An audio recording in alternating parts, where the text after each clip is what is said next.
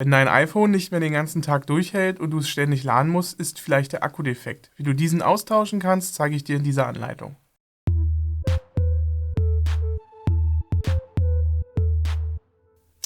Für die Reparatur solltest du etwa 30 Minuten einplanen und sie ist etwas schwieriger, da das Display so stark verklebt ist. Das folgende Werkzeug benötigst du: einen Pentaloop-Schraubendreher, einen Phillips-Schraubendreher, einen 3-Point-Schraubendreher, einen Saugnapf, ein Plektrum, eine Pinzette, einen Stahlspatel und einen Spatscher. Außerdem benötigst du noch einen Heißluftföhn, da das Display so stark verklebt ist. Die genannten Werkzeuge zusammen mit dem Ersatzteil findest du in unserem Reparaturset.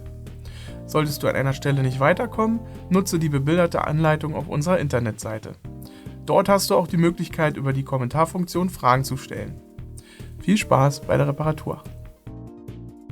Bevor ich mit der Reparatur beginne, schalte ich das Gerät aus, damit ich keine Kurzschlüsse im Gerät verursachen kann.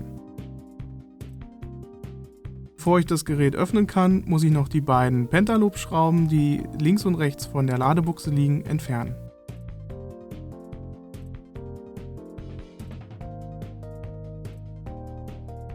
Nachdem jetzt die Gehäuseschrauben entfernt sind, möchte ich das Display öffnen.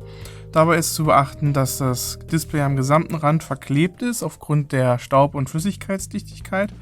Außerdem ist dabei zu beachten, dass hier auf der Seite die Anschlusskabel liegen, also können die beim Öffnen beschädigt werden, deswegen dort an der Stelle aufpassen. Und zusätzlich ist das Display auf der Oberseite eingehakt, das heißt, es wird nicht wie bei den damaligen iPhones auf diese Weise aufgeklappt, sondern in diese Richtung aufgeklappt, muss aber vorher so weggeschoben und dann, also entriegelt und dann aufgeklappt werden. Ich beginne jetzt also mit dem Erwärmen des Gerätes, damit der Klebstoff etwas geschmeidiger wird.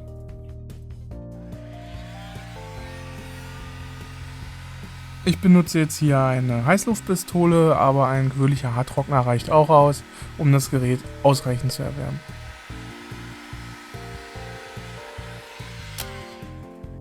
Nachdem ich das Gerät erwärmt habe, setze ich meinen Saugnapf leicht über dem Home-Button an und ziehe an diesem und gleichzeitig setze ich mein Plektrum am unteren Rand des Displays an, um diesen zwischen Gehäuse und Display zu bekommen. Sobald ich dort drin bin, führe ich das Plektrum um das gesamte Gehäuse herum. Dabei hört man den Klebstoff sich lösen. Wie gesagt, an der Seite, wo ich jetzt bin, vorsichtig mit dem Plektrum, nicht zu tief reinstechen, da sonst eventuell die Anschlusskabel beschädigt werden. Ich führe jetzt auch das Plektrum auf der anderen Seite entlang und wenn ich es jetzt soweit habe, versuche ich das Display nach rechts zu drücken. Da helfe ich mir dann nochmal etwas mit dem Plektrum, um auch an der Kante den Klebstoff zu lösen. Das Ganze ist hier nicht so einfach wie bei den vorherigen iPhones, da Apple hier eine noch höhere Dichtigkeit erreichen wollte.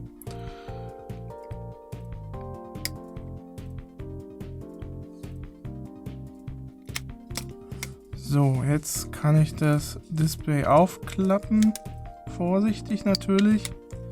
Ich möchte ja nichts beschädigen und der Klebstoff hält sich hier noch gut am Display. So, und jetzt kann ich das Display auf der Gehäusekante ablegen und somit die Anschlusskabel nicht beschädigen. Ich habe jetzt hier vergessen, den Saugnapf abzunehmen, deswegen klappe ich das Display nochmal hoch und entferne den Saugnapf und lege es wieder ab. Dabei natürlich auch weiterhin auf die Anschlusskabel achten, dass diese nicht überdehnt werden oder zerrissen werden.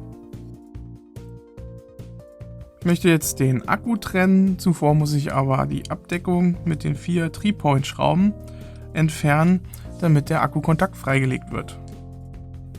Den Akku trenne ich als erstes, damit ich bei der Reparatur keine Schäden durch Kurzschlüsse verursache.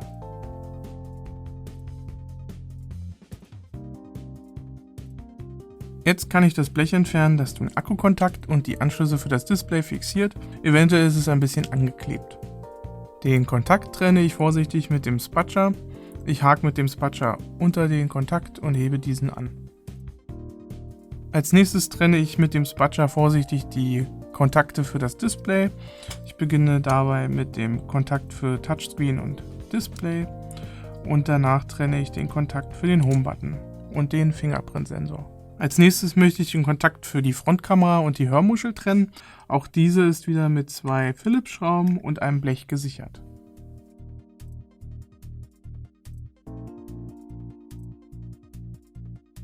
Jetzt entferne ich das Blech.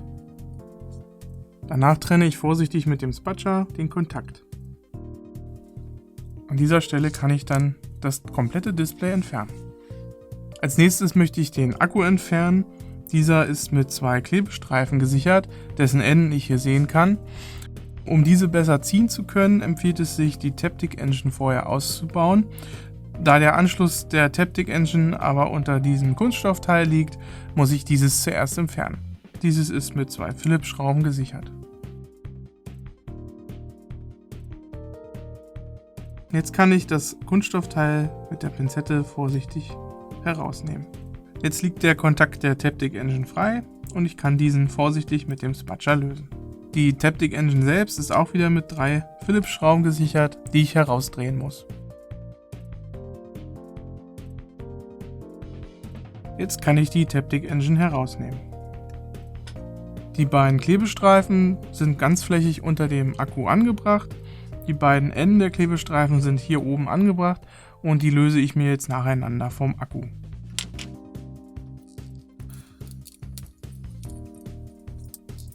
Ich ziehe jetzt mit etwas Kraft, aber auch gleichmäßig den Klebestreifen unter dem Akku heraus, bis er vollständig entfernt ist.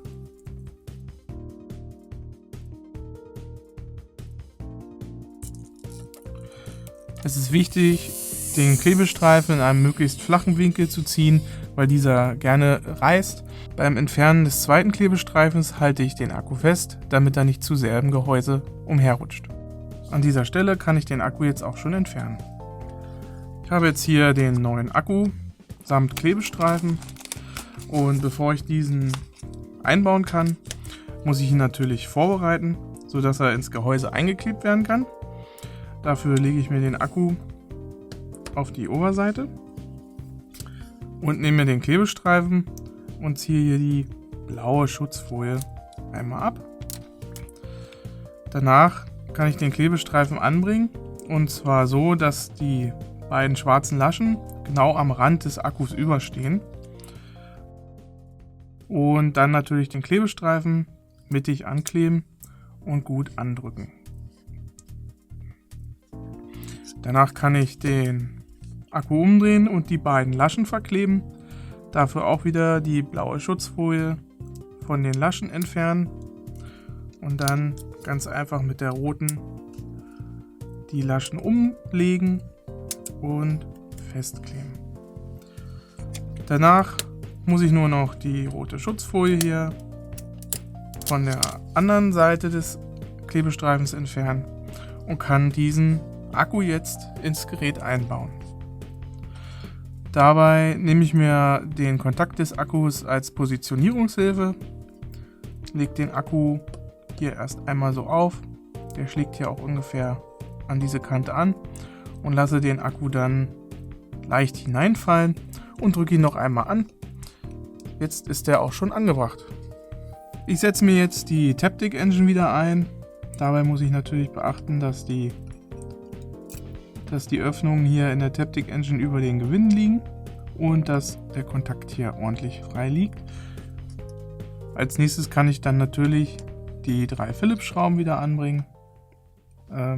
Vielleicht nicht alle sofort fest anziehen, damit nochmal ein bisschen nachjustiert werden kann bei der Position. Danach kann ich den Kontakt der Taptic Engine vorsichtig mit dem Finger wieder anbringen.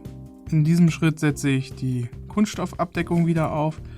Die muss hier bei dem Mikrofon angelegt werden. Für die Montage der Schrauben bietet sich an, die Abdeckung mit der Pinzette festzuhalten und dann eine Schraube nach der anderen anzubringen. Ich will jetzt das Display wieder anschließen und da beginne ich mit dem Kontakt für Hörmuschel und Frontkamera. Da dieses gebogene Kabel nicht so einfach ist, setze ich das Display an der oberen Kante an, nehme dann den Kontakt zwischen die Finger und drücke diesen vorsichtig an die Platine und danach kann ich das Display wieder in die Ausgangsposition seitlich vom Gerät hinlegen oder ablegen. Ich will jetzt den Kontakt für die Hörmuschel und Frontkamera wieder fixieren. Dafür benötige ich das Blech. Dieser Schaumstoffblock wird das Ganze ein bisschen erschweren, da er das Blech nach oben drückt. Deswegen werde ich das Blech festhalten, während ich dann die erste Schraube ansetze. So, und auch für die zweite Schraube werde ich das Blech weiterhin festhalten, da es etwas absteht. Als nächstes bringe ich die Kontakte für das Display wieder an. Und dafür beginne ich mit dem Kontakt für den Home-Button und Fingerprint-Sensor. Der muss mit einem kleinen Klickgeräusch einrasten. Und danach nehme ich den Kontakt für Touchscreen und Display. Da jetzt alle Kontakte verbunden sind, kann ich den Akku auch wieder anbringen.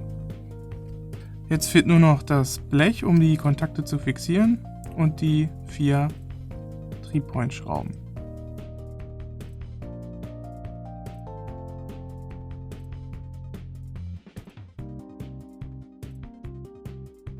Ich kann jetzt das Display wieder anbringen, dabei nicht vergessen, dass die beiden Haken auf der Seite angesetzt werden müssen, bevor man das Gerät zuklappen kann. Also erst das Display erstmal rumklappen, dann hier oben einhaken und dann das gesamte Display einsetzen und einhaken lassen. Um die Reparatur dann abzuschließen, müssen nur noch die beiden Pentaloop-Schrauben links und rechts von der Ladebuchse angebracht werden. Dein iPhone ist jetzt repariert und ich hoffe, es hat dir Spaß gemacht. Wenn du an einer Stelle doch nicht weiterkommst, kontaktiere mich über die Kommentarfunktion oder auf iDoc.eu. Ich werde dir gerne helfen. In unseren How-To-Videos findest du viele Problemlösungen und Tipps und Tricks für dein iPhone. Schau dir die Videos an oder besuche uns auf Facebook. Wenn du kein neues Video verpassen möchtest, abonniere unseren Kanal. Bis zum nächsten Mal.